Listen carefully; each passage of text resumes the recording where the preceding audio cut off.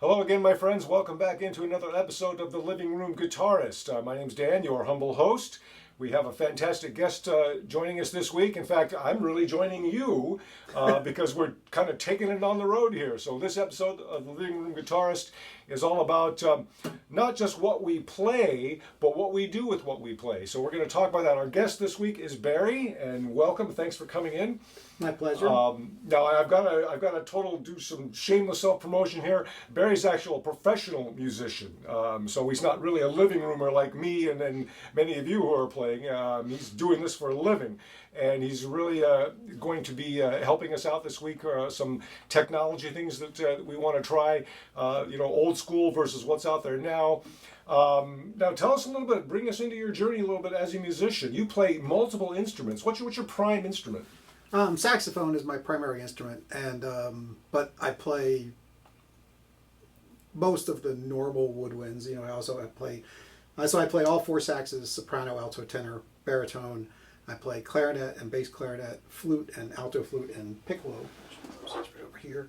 And wow, okay. And I guess are the fingerings similar on all these things? Because that's a lot to learn. They're similar, but tone production is obviously quite different on the flute than it is on the rest of them. So all the rest of them are single reed instruments. So the reed vibrates, and that's what makes the sound. Whereas with the flute, just like when you blow into a bottle, you're blowing across a hole, and then that creates the vibrating column of air that makes the music happen. It's all about the resonator. That's right. That's right. So yeah, you can't see. We're in kind of Barry's man cave here. I'm looking out behind the camera. He's got a whole row of brass there that he plays. Now you also, just to talk you up, one of the projects Barry's involved in is a band called Technicolor Motorhome, the most amazing Steely Dan tribute band you will ever hear in your life. All right, so you talk about the really good local musicians and then like the world-class musicians. We got it. All right, so thanks so much for joining us and helping us out. Now, one of the reasons that I'm glad that I get to talk to you, because we've got all this stuff behind us that looks way complicated, lots of knobs and switches and potentiometers and lights and gizmos that just look very intimidating. But I remember back in the day, I'm going back to the 80s here, when, I would just like to just kind of make up little chord progressions and stuff, and I would say, well, I had a one of those old-fashioned boom boxes with the cassette recorder in there. And you just lay down your track and just listen to it, and then you'd learn how to solo over it, and just you play it back for yourself. But things have changed immensely since then. So if a basic, kind of living room guitarist wants to just, we all kind of create this stuff in our heads and lay it out on the fretboard, all the little bits and pieces and song ideas and chord progressions and things. We said, this might make kind of a cool song. So you lay it out, and where do you record it now if you want to play it back for yourself, listen, create a solo, and then maybe put them together? So what's out there now that's like not crazy technically complicated? Well, I mean, what I do is I do almost all of it on my computer, but you have a recording device in your pocket, because if you have an iPhone, you can get GarageBand on your iPhone and you can record into that. Or an iPad, or they make portable recorders that you can use. Are these like multi-track types of things? Multi-track recorders, yeah. Wow. I mean, even GarageBand is multi-track recording, but it also has a bunch of virtual instruments built in, so you could actually set up your own bass parts or your own drums, things like that.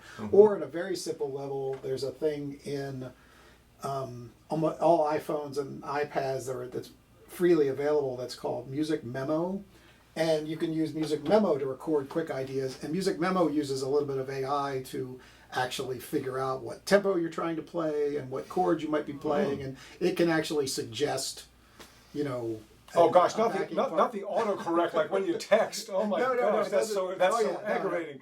It doesn't try to autocorrect, but it tries to interpret what you were doing, and so that it will suggest here's a drum part that could work with the part that you just played on guitar. Okay, yeah. So for most, if you guys are like me, and when you just hang out in your living room, your garage, your man cave, wherever you like to just kind of sit and just be with your instrument and make music and create and just enjoy the creative process. I'm not thinking about technology, and I'm just thinking about, all right, yeah, this is a cool tune I've got and I enjoy it, but I want to like archive it for myself. or I want to again. Can we do some little samples here about? I mean, what setup do you use here? Because not all of us really are going to have a home studio, but just maybe run us through some basics here of home recording where we could. Again, put pieces together and record one thing and then record something else with it, like again a progression and maybe a little solo or something. To be totally fair, what you see, was several years in the making. And what I started with was, just a laptop with an interface.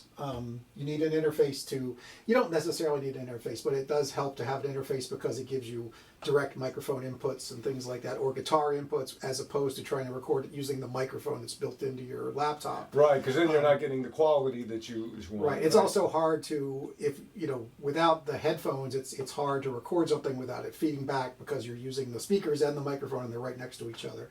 So I did start with just little things, and I've added stuff over the years.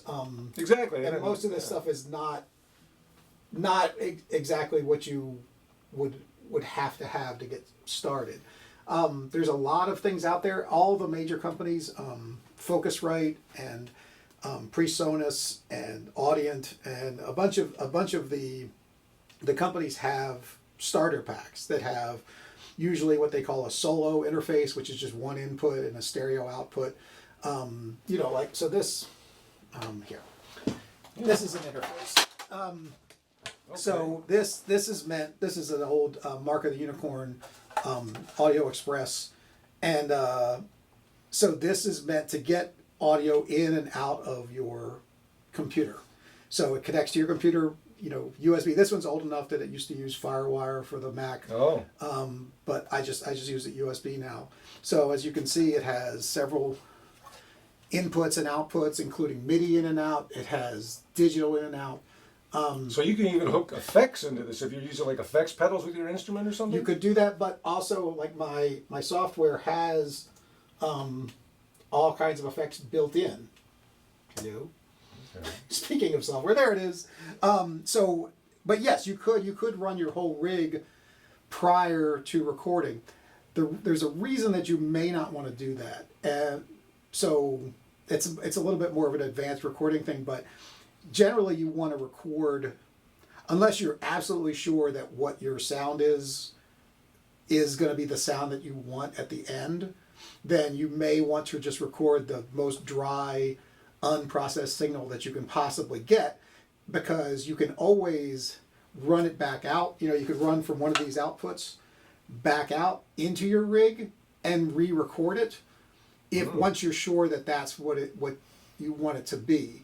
But you're better off starting with, because I have, built in here, I'm not sure how well people are going to see it, but if I were to start, if I were to... Options are good. The options are good. If I were going to arm a new track and then go in here and choose effects, I can do things like I have a bunch of stuff from IK Multimedia, including a program that they call Amplitude, which is also available on your iPad as well. Okay, so we're not trying to do a commercial here for specific products. No.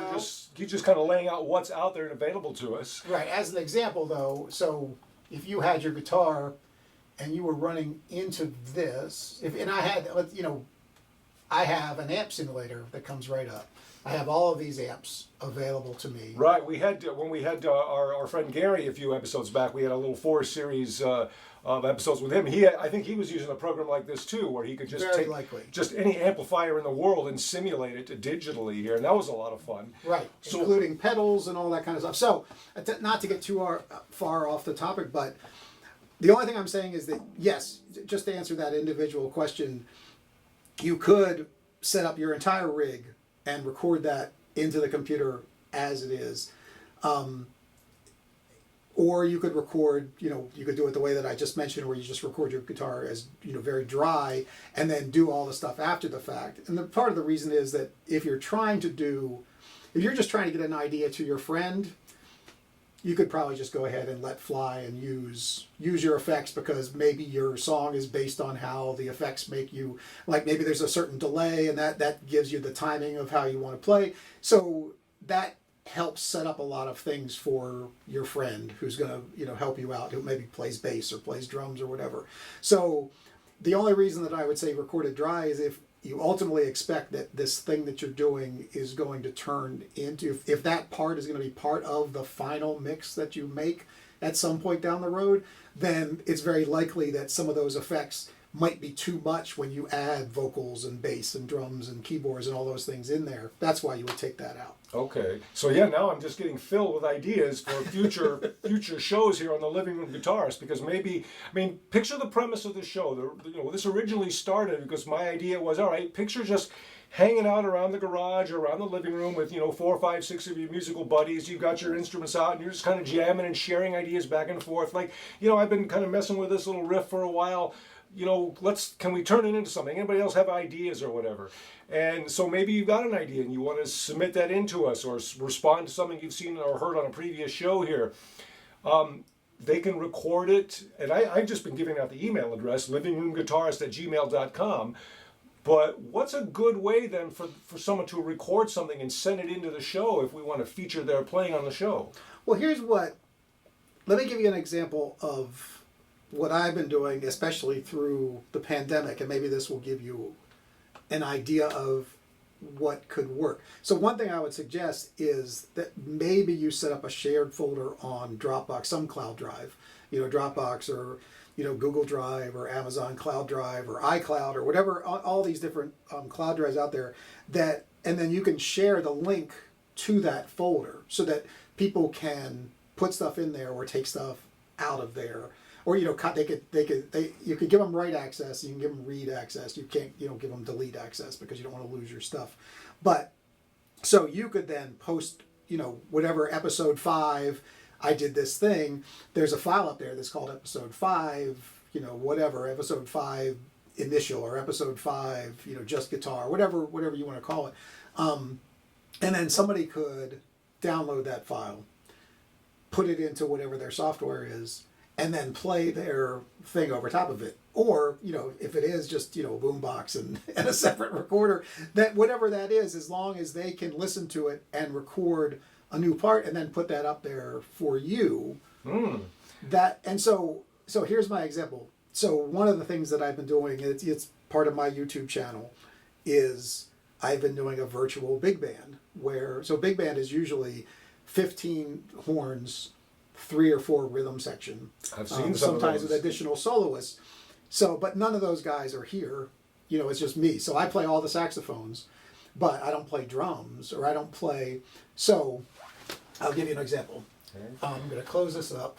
We're going to continue this on the next episode and actually maybe experiment with a little bit of recording. But this has just been a really good wake-up call, at least for me, and hopefully my fellow living roomers, to figure out, all right, how can we really do this? It's one thing just film it on your phone and send it to my email, but maybe there's a better way to do this. We can really create some cool stuff together here. If you've got song ideas, I've got song ideas, he, she, they've got song ideas, we kind of sit and create together. We'll do this together on the next episode here of the Living Room Guitarist. Please subscribe, and we will see you Toot Sweet next week for more with Barry.